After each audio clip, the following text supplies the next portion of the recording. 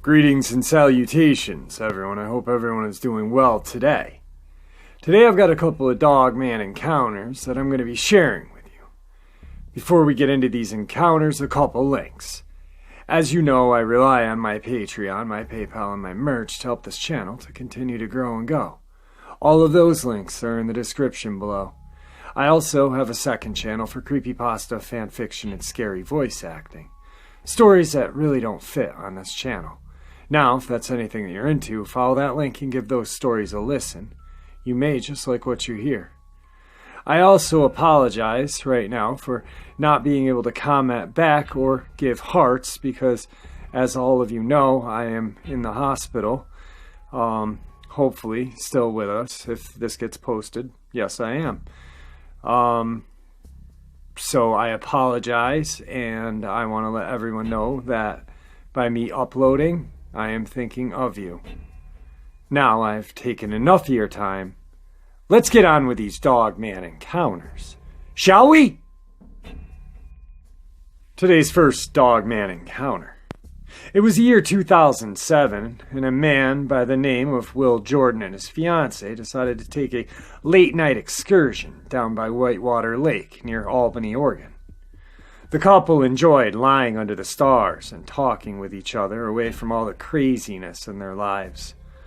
The lake was located at the end of a short trail, about a half a mile from the road, as it had a dock reaching out over the water. It was one of the couple's favorite spots to go when they wanted to connect and get away from it all. But this night, they were in for a surprise they could never have imagined. Will and his fiancée left the car and made the short hike in the moonlight, staying on the moonlit path and joking with each other about what could be lurking in the shadows. They walked down the trail to the lake and got to their dock, where they lied down and looked up at the stars. As with any other night, they talked about their plans and the things they had done that day, but they were suddenly interrupted by the sound of a loud splash. Concerned, they both sat up and looked into the water. A massive creature was swimming towards the dock. At first, they thought it was a bear, as it had a head that resembled a dog, only much bigger. But as the creature drew near, they could see that it had the body of almost like a man. Its tail swept along the surface of the water, reminding Will of a wolf. At first, the couple was afraid it was going to climb onto the dock and attack them, but it swerved at the last second and swam to the other side. Will's fiancée was terrified and wanted to head back to the car, but Will wanted to get a closer look at the creature.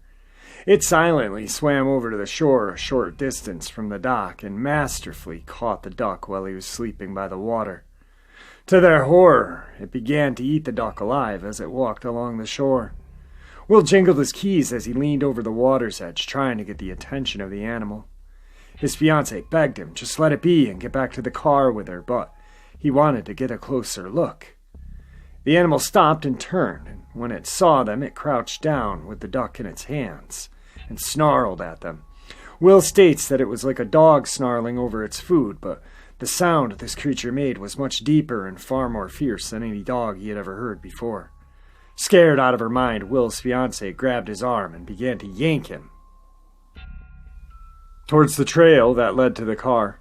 Once he began moving, the snarling became more intense. They were both scared now, fearing that if they were to turn and run, the creature would then chase after them. It had already proven to be incredibly strong, and they knew they would be no match for its speed. In spite of its body being shaped much like a human's, its back legs were shaped like the back legs of a dog, clearly built for running at high speeds. Will looked away from the creature for a moment to help his girlfriend get off the dock and back onto land. When he looked back, he stated that the creature was gone. It was though it had simply vanished into the night. The couple wasn't sure if it had gotten back into the water or if it was hiding in the bushes, waiting for its chance to jump out at them. But they weren't going to take any chances. They gathered up their blanket they had brought with them, then turned to go. They hurried up to the top of the hill, keeping themselves from running for fear that they would spark a chase. However, once they were on the other side of the hill, they both ran as quickly as they could down to the car.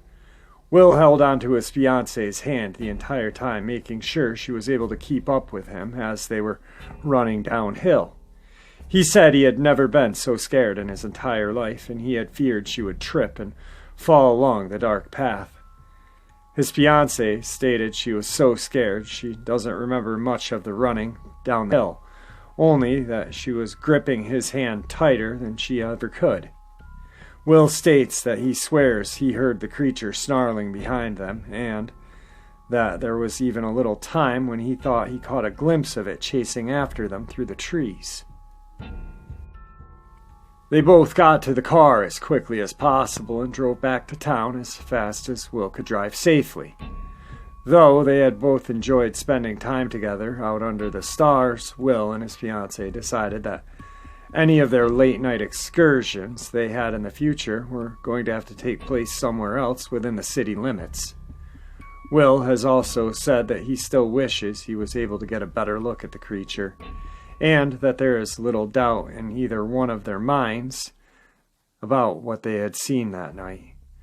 They both believed they had survived an encounter with a Dogman. Today's second Dogman encounter. The Briggs family lived in a rural part of Texas near Marshall. They were a happy family, with Ethel and her husband doing the best they could to raise 5 children in the 1930s. Living on a farm that they raised most of their food themselves. Chickens, cows, pigs, and vegetable crops were all that was on their farm, and each member of the family worked hard to ensure that the farm was successful. Things were going very well for the family as year after year they were able to sustain themselves without much help from the store. But that all changed in February of 1937. One morning, Mr. Briggs walked outside to find several of his sheep had been killed. Living in the rough terrain of Texas, it wasn't unusual for an animal to attack every now and then, but it was always a loss that was felt throughout the entire family. Disappointed, the father buried the animals and went about his day. However, the next morning he found that several of his chickens had been killed as well. He could tell by the chewed remains that some sort of dog or coyote was getting into the livestock at night and killing as it pleased. Angered, Mr. Briggs decided to set a trap for the animal and shoot it when it returned. That night he got his gun and kissed his wife and children good night. Then set out to find the animal that had been slaughtering their livestock. Ethel reports that was the last time she had ever seen her husband alive. The next morning his lower leg was found near the door of the house, with his toes chewed off. It had been snapped off near the knee, but it was evident that it had been torn off rather than cut. Ethel called the police immediately, and they began searching the property. They found his hands, but his fingers had all been chewed off. They found the lower part of his face, but his lips had also been chewed. It was evident from deep puncture wounds on his cheeks that something with a very large mouth had done this to him. But it was confusing, as a bear wouldn't have been able to tear him apart to that extent. The police continued to search the property for remains, but the Briggs owned a lot of land, and it wasn't long before they decided to call off the search. Remains of Mr. Briggs were found miles apart, giving the police little hope of finding more. They told Mrs. Briggs that they would be on the case and find whatever animal had done this to her husband. The next morning, however, the youngest boy in the family decided he was going to go out and search for his father's remains. They wanted to gather as many as they could so they could bury him on the North Hill later that morning. But he never returned.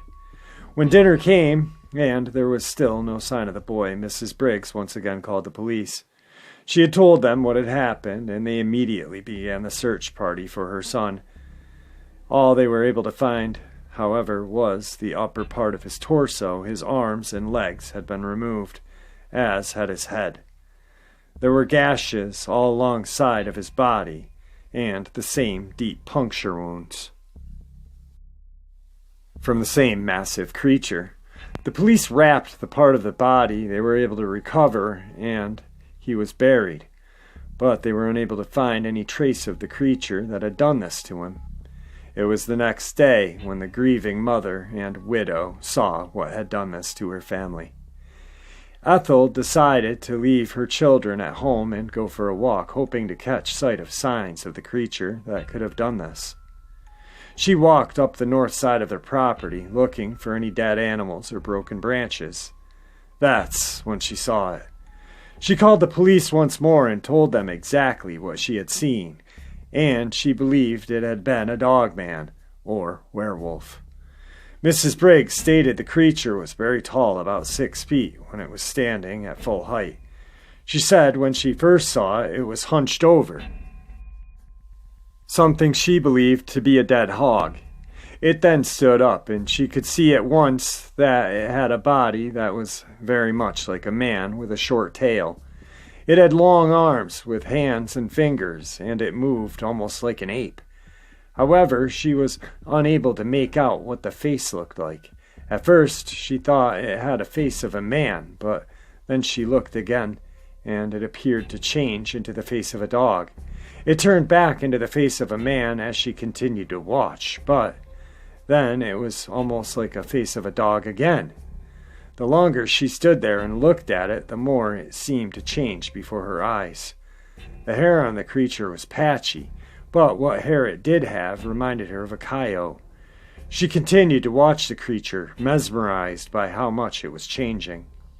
There were times the entire animal looked like a large dog. Then there were times that it resembled a man more than a dog, although it never fully lost the look of a canine. It suddenly began looking around, and Mrs. Briggs was terrified that it was going to see her. She turned on her heel and ran back to her house as quickly as she could, gathering all her children and locking the door behind her. The family had always been a poor family, and the mother didn't have the money to move with her children into town. So she immediately put the farm up for sale at a price she knew would quickly sell, though it said that she never told the new buyers why she wanted to move so quickly. Mrs. Briggs moved her children into town, and it's reported that she herself never had to deal with the savage creature again. But the police reported that the new buyer mysteriously lost their eldest daughter to a horrible creature only weeks after buying the property and moving in. There have been other reported sightings of this creature surrounding Marshall, Texas, but none are so brutal as what Miss Briggs had to suffer with her family. It is reported that they never were able to find the final remains of her husband or her little boy. They are forever lost to the Dogman on the ridge. Wow, guys, 2 more incredibly terrifying Dogman encounters, leaving families to suffer and families to fear. These were definitely terrifying and definitely incredible. Anyway, I hope you guys enjoyed these as much as I enjoyed sharing them with you. Until the next time, I bid you farewell.